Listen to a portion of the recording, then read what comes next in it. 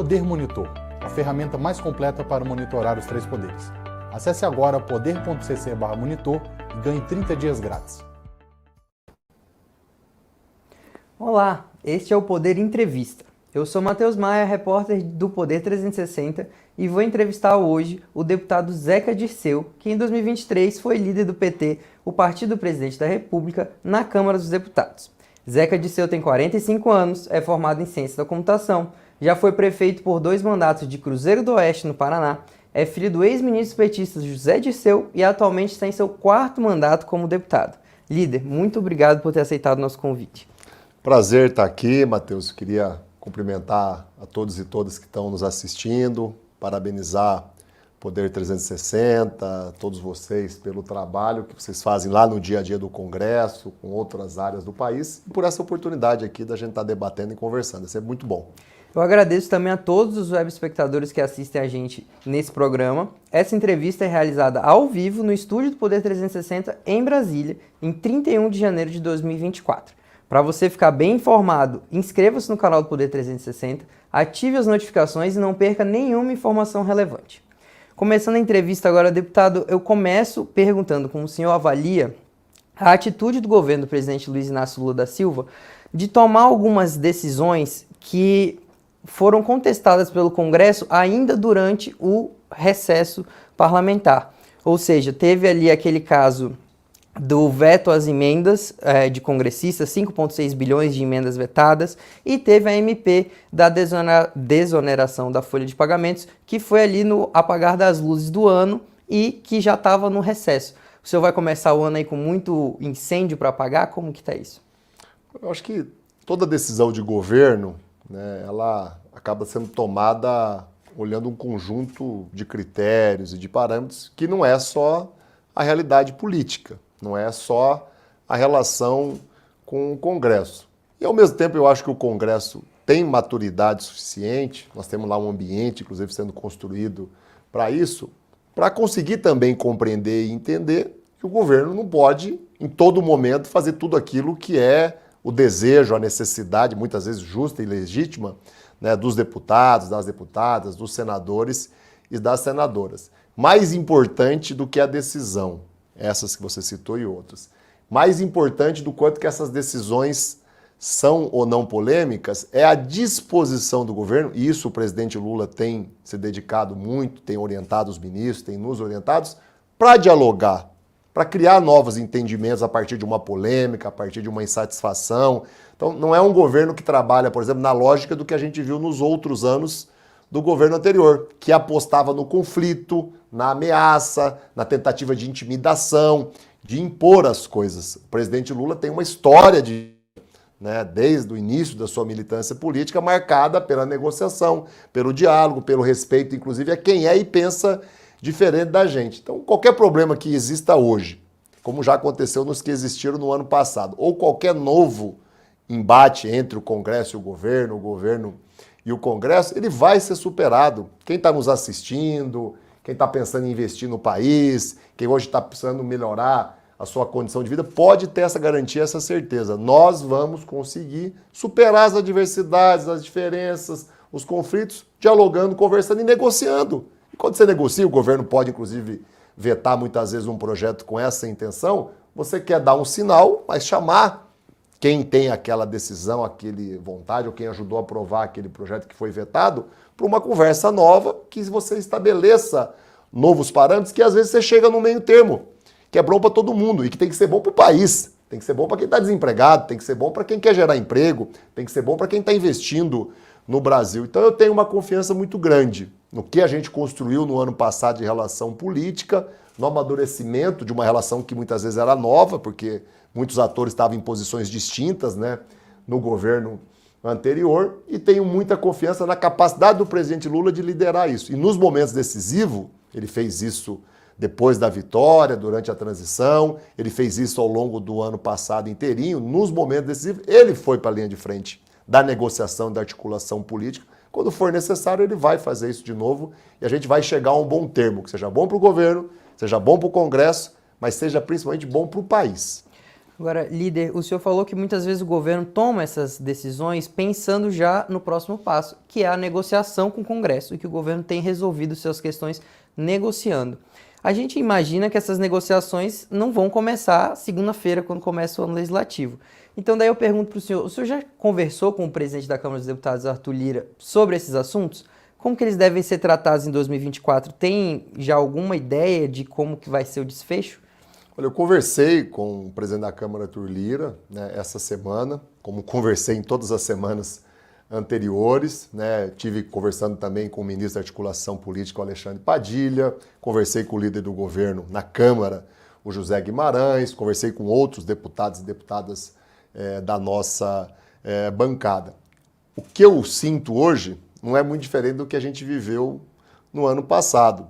Vai ser sempre um período ali, uma negociação difícil, às vezes turbulenta, às vezes polêmica, mas vai se chegar a boas decisões, né? Muito se fala, né, dessa rivalidade, dessas diferenças entre governo e Congresso. Muito se fala, né, de críticas à articulação, à maneira como o governo conduz a política. Mas quando você olha o saldo do ano passado, que é o que a gente tem para olhar, da quantidade de coisas importantes que foram aprovadas no Congresso, o saldo é muito positivo. Então, os dois lados cumpriram o seu papel, o Congresso e o governo. O Judiciário, de outro prisma, de uma outra forma, também cumpriu o seu papel, deu a sua contribuição ao país, né? Só da gente ter aprovado, por exemplo, a reforma tributária, que esperou 30, 40 anos, né, e é um fato histórico, inédito, que agora vai ter que ser regulamentada, a gente teve ali uma decisão de grande relevância. O governo federal ter conseguido aprovar vários projetos do ministro Haddad que vão corrigindo uma distorção, uma fragilidade na arrecadação do país para tentar diminuir o roubo das contas públicas, tentar um dia chegar, né, a um déficit zero no país, o país gastar menos do que arrecada. Foram medidas muito difíceis e muito importantes que a gente conseguiu aprovar. E eu poderia ficar aqui por muito tempo, né, falando de várias coisas positivas que foram aprovadas. Então, na conversa que eu tive com o presidente Lira, no diálogo que eu tenho tido com os ministros e líderes do governo, para mim fica muito claro que tem espaço político para se avançar em novas decisões que o governo precisa, necessita, mas que na verdade são decisões de interesse do país. O Congresso, né, os líderes, o presidente da Câmara, querer ter influência nas decisões políticas, querer influenciar na execução do orçamento, querer ocupar espaços de poder, não pode jamais ser encarado como algo absurdo, como algo inusitado. Sempre foi assim aqui no Brasil, é só pegar todos os governos desde a redemocratização. Não teve nenhum que esse jogo não foi jogado. Se a gente olhar como acontece no resto do mundo, onde tem democracia, a relação ela é assim, né? Até porque o Congresso é uma instância de representação da população, do eleitor, é a instância, do ponto de vista federal, mais direta de representação. Então não é absurdo, não é inédito, não é nenhuma novidade, né, o Congresso querer e poder influenciar nas decisões. Claro que isso não pode ser exagerado, claro que tem que ter certos limites. Eu acho que os dois lados estão conseguindo compreender um pouco esses limites. Eu acho que o ano de 2024, que a gente está só começando, ele vai ser muito melhor do que foi o ano de 2023, apesar de a gente ter os mesmos problemas. Mas por quê? Porque agora há uma experiência de relação maior, o governo, por exemplo, já está com o seu próprio orçamento, já está com os ministros organizados, com a casa praticamente colocada em ordem, então o país vai funcionar melhor também. Então eu saí da conversa com o presidente Lira otimista, animado, apesar de uma série de relatos que ele fez, de críticas, de problemas que já existiam no ano passado e continuam existindo esse ano. Líder, o senhor fala de negociar para alcançar um meio termo. No caso da desoneração da folha, que tipo de meio termo poderia acontecer? O senhor não acha que o Congresso vai bater o pé para manter a desoneração para os 17 setores ou o senhor vê isso mudando? A desoneração não pode ser eterna. A desoneração não pode ser para todos os setores, independente do que eles estão fazendo e de como eles estão se comportando. Vou dar aqui exemplos. Tem um determinado setor da economia do país que está deliberadamente reduzindo os seus investimentos, gerando menos emprego, contribuindo menos com a riqueza, com a arrecadação do país, que é importante para poder continuar ampliando dinheiro da saúde, da educação, melhorando os programas que melhoram a vida das pessoas. Por que esse segmento vai continuar tendo um privilégio? um benefício. Então eu acho que o veto que foi feito pelo governo, eu nem estive lá defendendo ele, sendo a favor dele, ele vai ter, no mínimo, esse papel pedagógico da gente poder debater um pouco mais o assunto, né? O governo, ele precisa fazer frente às necessidades que a população tem, de mais investimento na saúde, na educação, de retomar um programa como Minha Casa Minha Vida. Quantas pessoas estão nos assistindo e querem deixar de pagar o aluguel e poder ter a sua própria casa? Para fazer frente a isso, que não é um desejo meu, um desejo apenas do presidente Lula, é um desejo da população, uma necessidade digna de vida, tem que ter receita, tem que ter arrecadação, né? E não pode ter um governo com uma postura de abrir mão de arrecadação, como veio sendo feito em relação à desoneração, né, ao longo dos últimos tempos. A desoneração ela tem virtudes, ela aponta dentro de determinadas necessidades a sua existência, mas ao mesmo tempo ela necessita de aperfeiçoamentos, ela tem fragilidades, algumas coisas não se justificam. Então eu acho que nesses próximos dias o país vai poder entender melhor isso, nós vamos poder argumentar e pode ser que essa parte do Congresso, por exemplo, que não quer nem conversar sobre esse assunto, comece a repensar a decisão que nós tomamos recentemente, né, aprovando a manutenção da desoneração por mais tanto tempo. Agora, líder, o senhor botou como um dos pontos positivos do ano passado no Congresso a aprovação de vários projetos ali encabeçados pelo ministro da Fazenda, Fernando Haddad, de aumentar a arrecadação, melhorar o clima fiscal do país e tal. Mas tem uma ala do seu partido, do Partido dos Trabalhadores, que ainda é contra essa insistência do Haddad em falar da meta de déficit zero, de brigar pela meta de déficit zero. Eu queria entender o que o senhor acha disso e se esse ano, em 2024, a gente vai poder ver a bancada do PT apoiando esses projetos para aumentar a arrecadação, para mudar taxação de grupos que hoje não são taxados. Como que o senhor vai ver, como que a gente vai ver o PT atuando nesse 2024? Olha, eu primeiro estou muito satisfeito com o comportamento que a bancada teve, tanto da federação, do PV, do PCdoB, como do PT, né? Dos nossos 68 deputados, pode ter tido 1, 2, no máximo 3, que destoaram, fizeram alguma crítica pública. O ministro Haddad, as decisões acertadas da política econômica, que reduziram a inflação, estão possibilitando reduzir juros, né? A gente teve redução agora nessa semana. As políticas acertadas do Haddad que retomaram a geração de emprego recorde no país, né? O Brasil nunca atingiu essa marca de 100 milhões de pessoas ocupadas. O desemprego há muito tempo não era tão baixo, acho que desde 2012 o desemprego não era tão baixo. Em todas essas medidas que levaram a essas consequências positivas para o país, o Haddad teve todo o apoio da nossa bancada. Nós nunca titubeamos. O PT, a maneira como a direção trata disso, é um outro departamento, né? Eu estou lá na executiva do PT, coloco as minhas posições, sou do Diretório Nacional há muito tempo, mas a bancada e o partido muitas vezes acaba interagindo com o governo, com a imprensa, com as notícias, de forma muito distintas. Eu sou contra, mas respeito quem faz, né, qualquer tipo de crítica pública, porque ela não é necessária você fazer a um integrante do governo, que é do nosso presidente, que é do PT, quanto mais fazer essa crítica pública a um ministro que é do PT e com a qualidade, o histórico já comprovado de lealdade e competência, como é o caso do Haddad. Então eu não acho razoável crítica, nunca fiz, porque a gente tem também um ambiente para fazer ela de forma reservada. Todas as vezes que a gente precisou, o Haddad reuniu a bancada. Muitas vezes ele nos procurou, nos convidou para ir até o Ministério para fazer o debate, para ouvir críticas, para ouvir sugestões. Ele fez isso, inclusive, com os outros partidos, fez com o presidente da Câmara, fez com o presidente do Congresso, fez com os líderes. Então, ou seja, qualquer líder político e qualquer liderança do PT teve oportunidade várias vezes de diretamente, seja para o Haddad ou para o outro ministro, de fazer a crítica. Por que fazer a crítica de público? Como eu falei, eu respeito quem faz, é do direito, né? Mas eu não segui essa postura e não vi na nossa bancada ninguém com esse tipo de desejo, como eu falei, salvo uma ou outra exceção.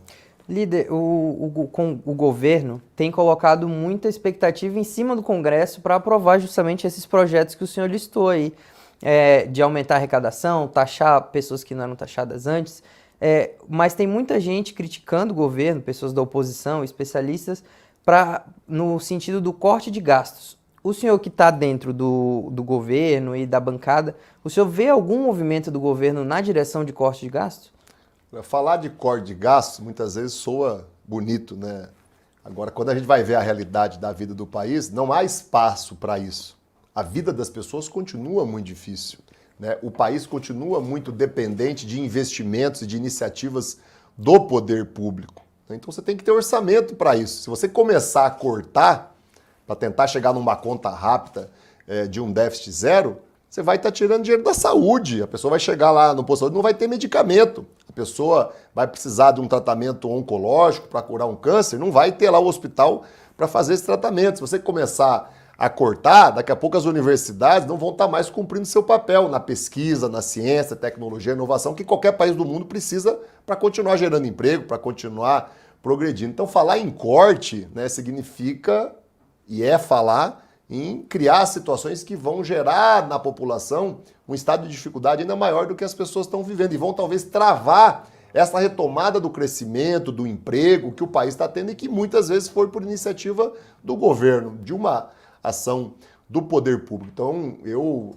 toparia falar de cortes, toparia fazer cortes, fiz isso quando fui prefeito, né? Coloquei a casa em ordem, cortei muitas despesas que eram despesas desnecessárias, eram desperdício de recursos, mas eu não vejo isso hoje no dia a dia do país, das principais políticas públicas que o presidente está implementando. Pelo contrário, essas políticas públicas, a volta do Bolsa Família, por exemplo, mais forte, mais robusto, né, a volta de programas voltados à agricultura familiar, subsídio para o agronegócio, né, eles são vitais. Então, como é que você vai cortar disso aí? Qual que é a solução que se coloca e que a gente conseguiu provar que é possível sem onerar quem trabalha e quem produz? Né? É você corrigir distorções que o país tem na sua arrecadação e que muitas vezes facilitam a sonegação, a fraude, né? O desvio de finalidade do pagamento de imposto e do recurso público. Então eu acho que ainda tem um espaço a mais esse ano para fazer isso e aí as contas do país vão se equilibrando. O senhor acha que a base de apoio do governo no Congresso, agora nesse segundo ano de mandato do presidente Lula, tem a força necessária para aprovar as coisas que precisam ser aprovadas e atingir o déficit zero, ou o déficit zero já está enterrado?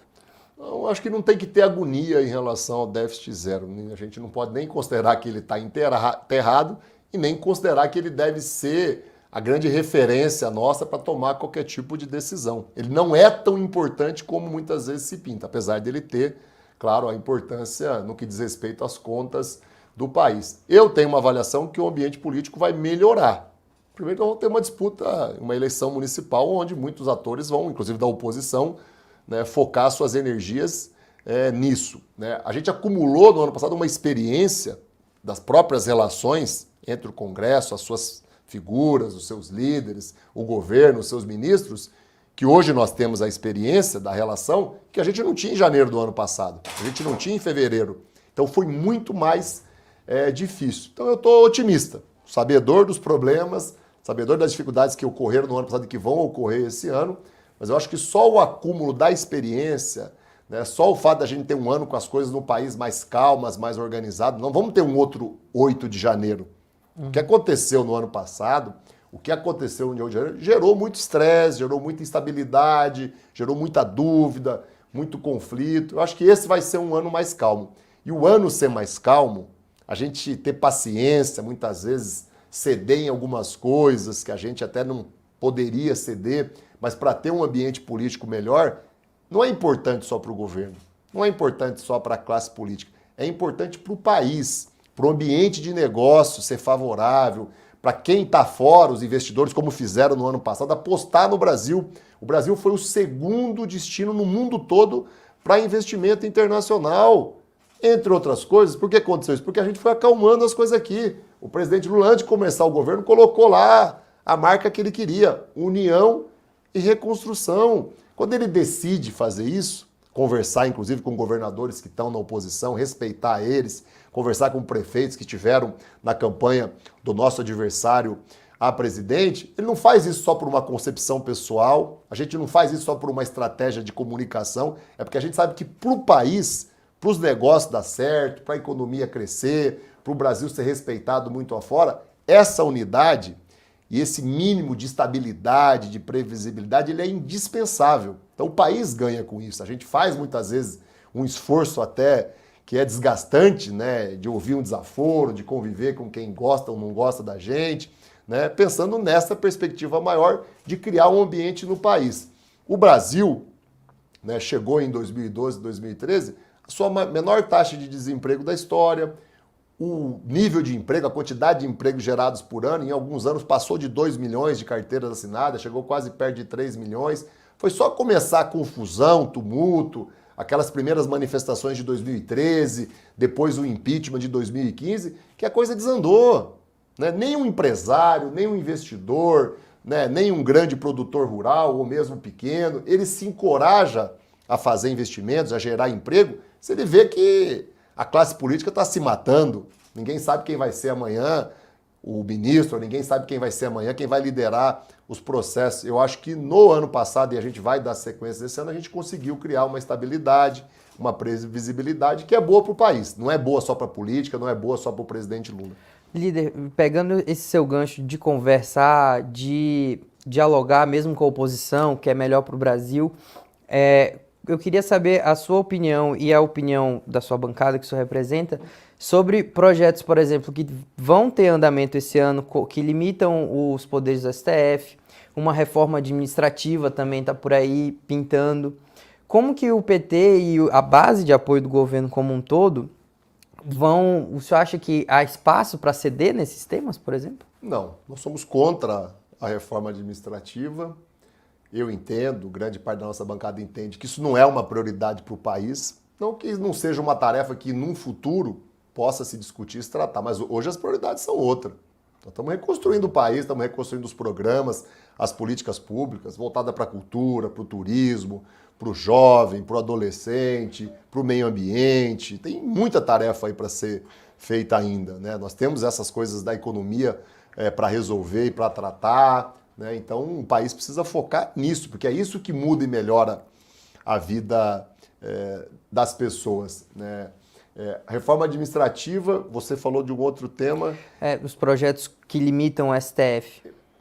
Olha, a classe política, o Congresso que seja, uma parte dele, né, achar que é prioridade do país, ficar lá fustigando o STF, ficar lá polemizando com o STF, isso só interessa a uma meia dúzia, não é nem a todos dos bolsonaristas, né, que não tem mais o que fazer no país, não tem mais um discurso, não tem mais uma ação efetiva que possa ser apresentada à população. Então eles vivem ainda do passado, das polêmicas que existiam no outro governo e dessa tese falsa, mentirosa, né, de que há conspirações, de que há orquestrações de poderes contra um determinado segmento. O Supremo, o Judiciário, toma decisão acertada e errada em relação a nós, em relação a quem for governo antes de nós, em relação a quem é oposição. Isso é da natureza humana, isso é da natureza das instituições, né? Agora, você querer derrubar um outro poder por causa disso, você querer limitar a ação de um outro poder em razão disso, não me parece razoável. Da nossa parte não vai ter apoio nenhum. E eu não vejo na Câmara, não sei como é no Senado, falam de possibilidades diferentes lá, mas na Câmara eu não vejo nenhuma possibilidade disso virar um assunto importante, uma pauta, qualquer medida para constranger o Judiciário, o Supremo Tribunal Federal, ou mesmo limitar poderes. Eu acho que eles estão cumprindo um papel que é muito importante. Olha o papel que o TSE cumpriu na eleição. Se não fosse o TSE, o que teria acontecido com o país? Nós teríamos talvez voltado para uma ditadura. Nós estaríamos diante de uma instabilidade aqui sem fim. Até hoje ninguém saberia o real resultado da eleição. Olha a postura e a importância que teve a iniciativa do Supremo de se somar, né, ao Legislativo, ao Executivo, os três poderes, para enfrentar o 8 de janeiro, enfrentar os golpistas e preservar a democracia. Então há também muitas qualidades, há também muitos acertos que a gente precisa ponderar na hora que esse tema aparece como uma prioridade. Para mim não é uma prioridade. Entendi. Líder, ainda falando sobre essa relação da oposição e do governo, tem uma coisa que, para quem está nos assistindo aqui, eu vou explicar rapidamente, que é a Comissão de Constituição e Justiça da Câmara, que é a comissão mais importante da Câmara, que basicamente quase todos os projetos importantes passam por lá, e que lá em 2023, quando começou a legislatura, teve um acordo com vários partidos, inclusive relacionado à eleição do presidente Lira, para a presidência da CCJ. No primeiro ano, era de vocês, do PT, o presidente Rui Falcão ficou 2023 inteiro no comando, e no segundo ano, o acordo à época era de que seria o nome do PL. Eu queria saber se o PT vai apoiar o nome do PL para a CCJ, como que estão essas negociações, como que está isso? Continua valendo o acordo? Olha, eu não acompanhei o acordo nesse nível de detalhe, então eu não sei se de fato assim ocorreu. Que houve um acordo, ele houve, e qual era o acordo que eu acompanhei, e que a grande maioria dos líderes acompanharam? É que haveria um rodízio entre os principais e os maiores partidos, não só da CCJ, mas das outras posições também muito importantes, como é uma relatoria do orçamento, como é presidir a comissão de orçamento, e de fato no ano passado isso foi cumprido, né? O PT, União Brasil, o PSD, o PL, cada um acabou ficando ali com um espaço de poder nas comissões ou nas relatorias de grande importância. O presidente Lira, junto com os líderes, eu acredito, vão conseguir novamente reestabelecer esse equilíbrio. Nem o PT pode ser excluído, nem o PL pode ser excluído. Agora, qual vai ser a presidência, a comissão, a relatoria de grande importância? Eu acho que não está definido e não é o principal parâmetro. Se cada um tiver um espaço de poder de bastante importância, significativo, eu acho que o acordo está mantido, o ambiente de entendimento, inclusive entre os partidos que são da base do governo com o da oposição e com a mesa diretora da Câmara, eu acho que ele vai ser preservado. Eu acho que a gente teve um ano de boa convivência, apesar de ter lá 6, 10 deputados que insistem naquela tática que eu já falei há pouco, da agressão, do xingamento, de empurrar alguém, de tentar criar uma cena ridícula, inclusive, né? Mas que acaba polemizando nas redes sociais e acaba gerando curtidas, comentários. Eles estão prestando um desserviço ao país, à política, à democracia. Mas tirando esses 10, 15, o comportamento da grande maioria lá foi de muita serenidade, foi de muito equilíbrio, e eu acho que o presidente da Câmara, junto com os líderes, conseguiu mais ou menos dividir os espaços de poder de uma maneira justa e equilibrada. Lembrando que o PT estava no prejuízo e estava excluído dessas principais posições há muito tempo. Então a nossa bancada no ano passado, né, e nem foi por ajuda do governo, foi pelos entendimentos que a gente construiu, a nossa bancada conseguiu se posicionar muito bem. A gente presidiu a CCJ, que você já disse, é a principal comissão porque é uma das terminativas mais importantes.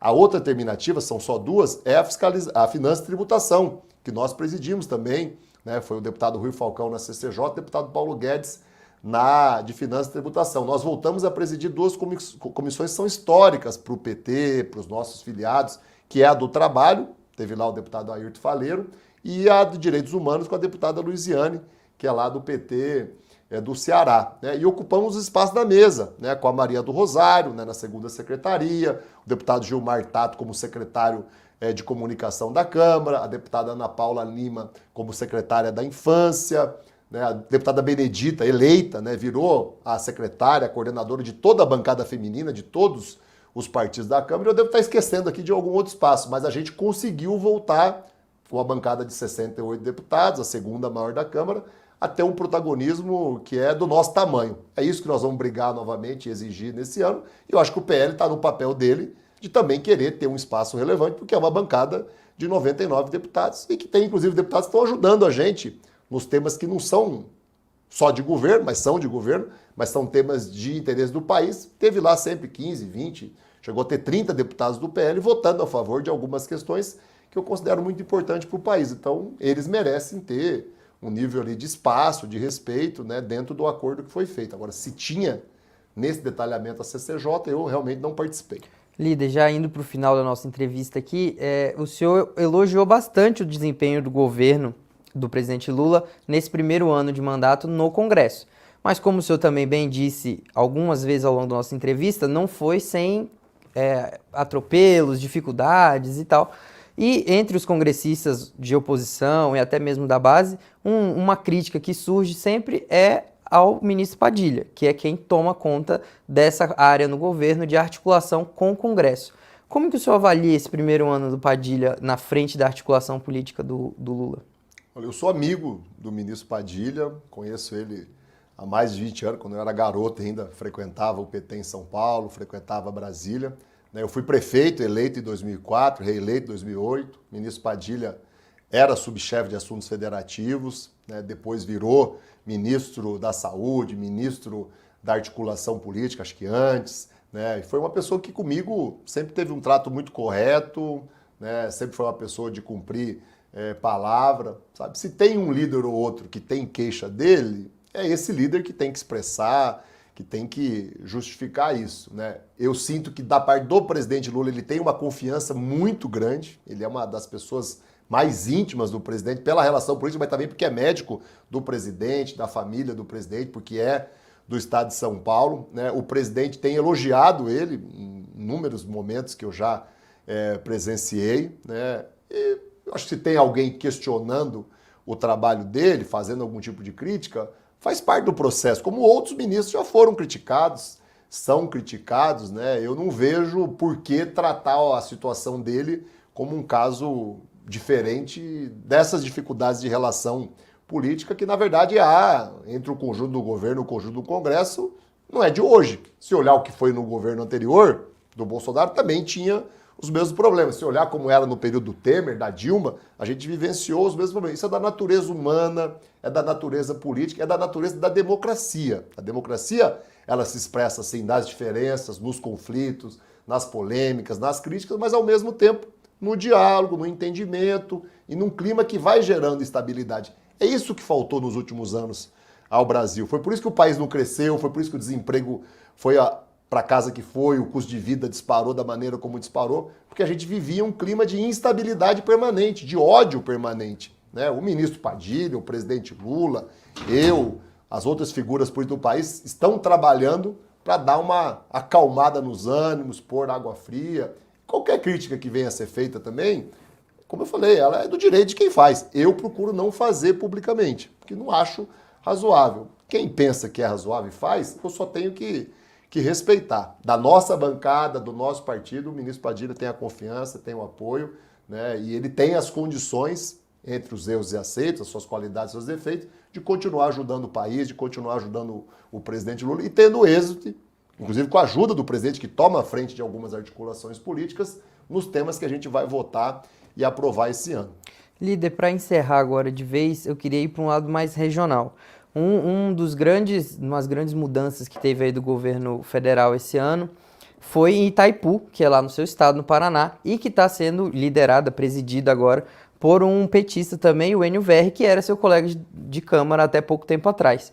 E está passando agora com a renovação dos contratos de Itaipu, a mudança na tarifa, está tendo um impasse entre o Brasil e o Paraguai. O senhor que é muito interessado por causa do Estado, das questões do Estado, como que o senhor acompanha esse caso e qual que o senhor espera que seja o desfecho? Será que vai aumentar a conta de luz? Não pode aumentar e não acredito que chegará a isso. É um tema delicado, a gente tem que ter com o Paraguai, né, muita serenidade, muito jeito, muito respeito, muita paciência, porque é um país que precisa muito, depende muito da Itaipu, né? É um país que não tem as mesmas condições, né, que o Brasil tem para crescer e para se desenvolver, até por ser um país muito menor. Está com um presidente novo que quer mostrar serviço, que é jovem.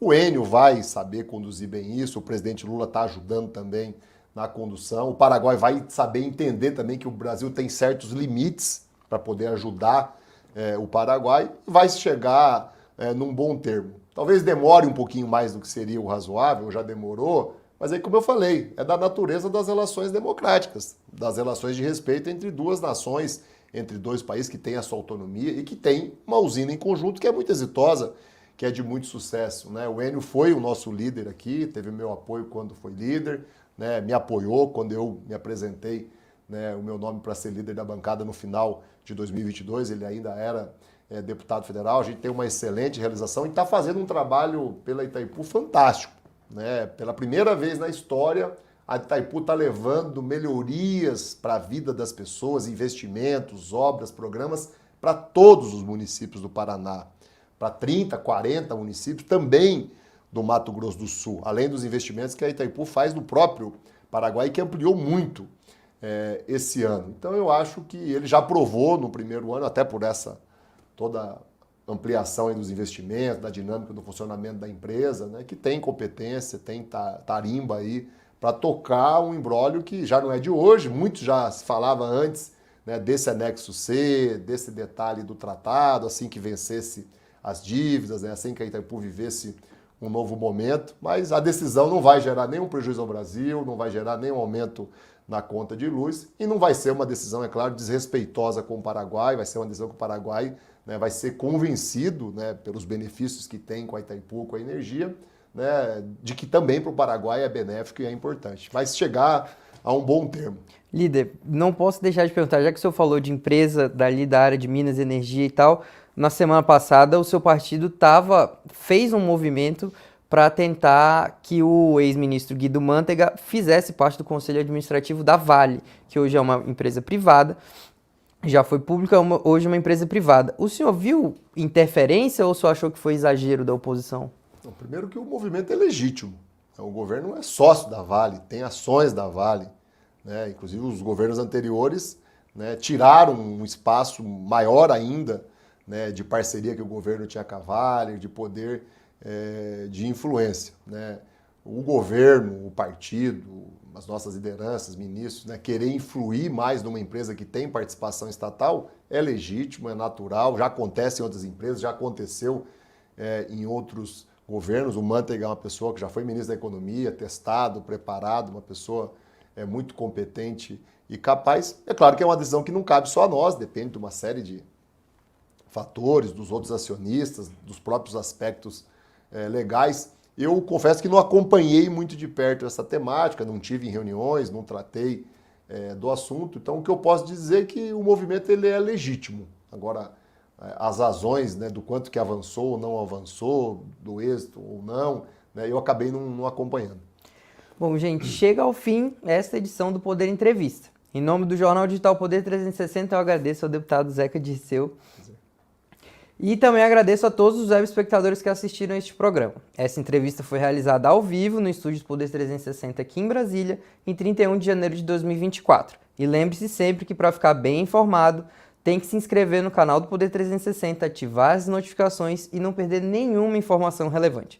Muito obrigado e até a próxima, deputado.